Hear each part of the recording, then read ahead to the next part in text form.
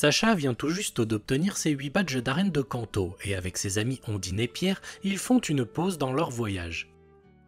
Sacha reçoit un courrier apporté par un Dracolos.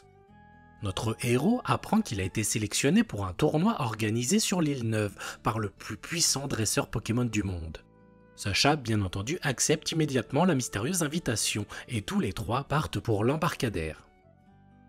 Malheureusement, une terrible tempête s'abat soudainement sur nos amis et le bateau pour l'île Neuve est par conséquent forcé de rester à quai. Les autres dresseurs qui ont eux aussi été sélectionnés tout comme Sacha sont présents et bloqués eux aussi par la tempête. Et pour autant, ces dresseurs d'exception ne se laissent pas impressionner par cet impondérable et veulent à tout prix braver l'ouragan pour participer au tournoi de leur vie. Le capitaine du port les déconseille d'affronter cette mer dangereuse, et de plus, l'infirmière Joël du centre Pokémon est portée disparue et ne pourra donc pas soigner leur Pokémon s'ils se blessent.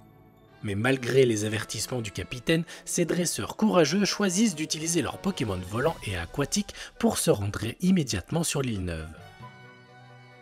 Sacha, lui, ne compte pas laisser passer une occasion pareille et veut en faire de même, mais les Pokémon hauts de nos amis ne sont pas de taille face à cette tempête. Soudain, un Drakkar avec à son bord 2 drôles de vikings s'approche de nos héros et leur propose d'embarquer et de les conduire sur l'île. Une fois en pleine mer, le frêle esquif est malmené par les vagues gigantesques dont l'une d'elles révèle la véritable identité de ces 2 pseudo-vikings. Il s'agit de la Team Rocket, Jesse, James et Meowth, mais juste avant de finir de réciter leur devise, une autre vague énorme retourne le Drakkar et tous se retrouvent sous l'eau. Heureusement, grâce à Starry et Carapuce, Sacha, Ondine et Pierre parviennent à remonter et à se maintenir à la surface péniblement. Après avoir frôlé la noyade à plusieurs reprises, ils arrivent miraculeusement sur l'île Neuve, où se trouve en son centre un immense château à l'architecture si singulière. Secoués par cette épreuve, Sacha et ses amis sont accueillis par une jeune femme austère et lugubre que Pierre reconnaît comme étant l'infirmière Joël disparue. Mais cette dernière nie cette affirmation et ajoute qu'elle n'a jamais quitté cette île et a toujours été au service de son maître. Elle les conduit vers le château où le plus grand dresseur Pokémon du monde attend Sacha. Une fois devant, une porte monumentale s'ouvre et nos amis entrent dans une salle gigantesque où se trouvent au centre les 3 seuls dresseurs qui ont réussi à dompter l'océan déchaîné. Sacha, Ondine et Pierre sont invités à sortir tous leurs Pokémon de leur Pokéball et à se joindre aux autres. L'une d'entre elles, Nisha, est venue à la nage sur le dos de son Lamantine. Corey, lui, est venu sur celui de Léviator, et Fergus par les airs grâce à son Rocarnage. Tout à coup, les lumières s'éteignent pour attirer les regards sur le maître des lieux. Et le voici qui apparaît. Une silhouette descend du plafond en volant, et ce n'est pas un homme, mais bien un Pokémon qui fait son entrée aux yeux stupéfaits des dresseurs. Il s'agit de Mewtwo, le plus puissant Pokémon du monde, et celui-ci utilise la télépathie pour communiquer et contrôler sa servante, qui est bien la fermière Joël, qu'il a enlevée pour l'utiliser afin de réaliser ses plans. Mewtwo leur annonce que dorénavant, c'est lui le maître, et que tous les humains doivent se soumettre à sa volonté. Pendant ce temps, la Team Rocket elle aussi a échappé à l'ouragan et réussit à s'introduire dans les souterrains du château. Ils découvrent une salle étrange, une sorte de laboratoire évolué. Tout à coup, des bras mécaniques agrippent Meowth pour le forcer à rentrer dans l'une des machines, mais grâce à Jesse et James, la machine n'obtiendra juste que 3 poils du Pokémon. Mais ces 3 poils seront suffisants pour cette technologie pour créer un clone de Meowth et à l'incuber aux côtés d'autres Pokémon.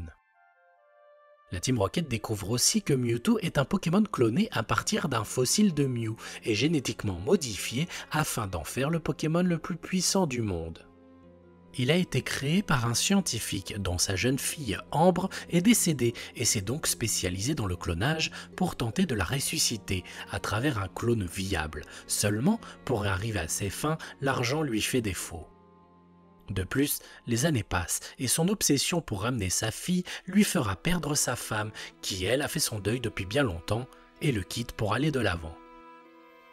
D'après les archives, c'est Giovanni qui a financé ses travaux, à condition que le professeur crée pour lui le plus puissant Pokémon du monde.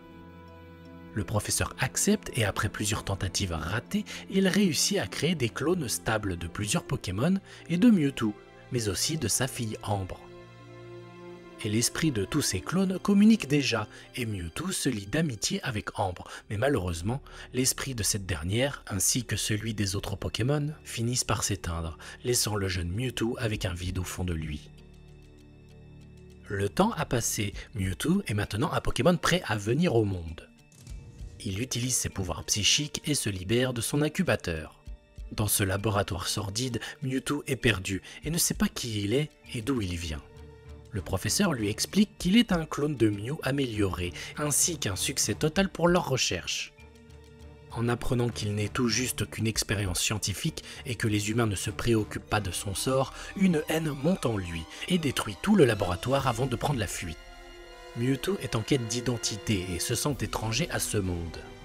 Il rencontre Giovanni en personne, l'instigateur de sa création, qui lui propose d'apprendre à maîtriser sa puissance en portant une armure technologique.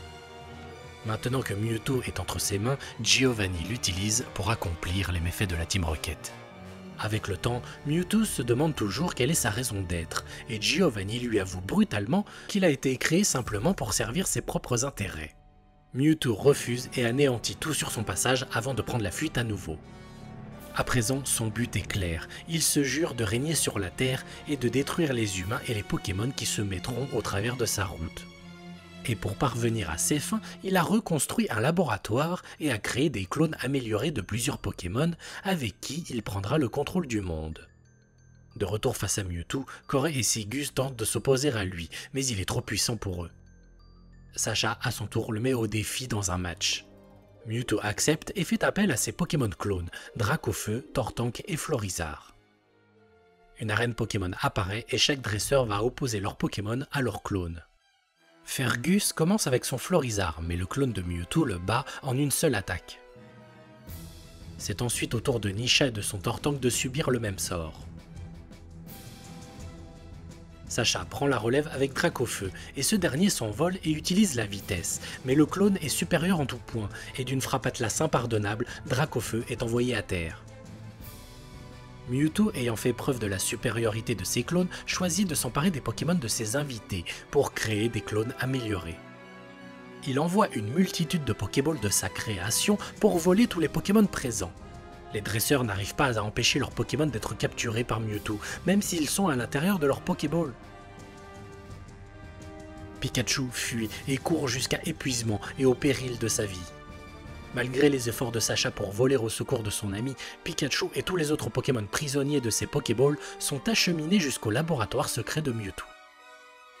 L'un après l'autre, chaque Pokémon passe dans la machine de clonage et Sacha, qui a poursuivi les Pokéballs jusqu'ici, essaye tant bien que mal de les récupérer par la force. Et en détruisant la machine, il réussit à sauver tous les Pokémon. Mais c'est tout de même trop tard, car les clones sont déjà en train d'éclore et se dirigent tels des zombies rejoindre leur créateur. Mewtwo veut que sa tempête ravage la Terre pour que ses clones puissent en prendre le contrôle. Mais Sacha et tous les autres Pokémon originaux vont tenter de l'en empêcher. Sacha n'écoute que son courage et s'en prend physiquement à Mewtwo, mais il se fait repousser violemment dans les airs et heureusement pour lui, il est sauvé miraculeusement par Mew en personne. Mewtwo rencontre enfin son original, ce qui provoque sa colère. Il veut le détruire pour prouver sa supériorité de clone. Bien que Mew semble fuir et faible, il n'en est rien. Mew est tout aussi puissant et tient tête à son clone. Mewtwo engage alors une bataille entre tous les clones et leurs originaux. Un combat rempli de violence dont aucun d'entre eux ne s'en sortira vainqueur. Seul Pikachu refuse de se battre ainsi. Les Pokémon tomberont tous à bout de force l'un après l'autre au péril de leur vie. De leur côté, Mewtwo et Mew continuent leur affrontement dévastateur, mais Sacha veut stopper ce spectacle ignoble. Mewtwo et Mew se font face et augmentent la puissance de leur plus puissante attaque qu'ils s'apprêtent à lancer.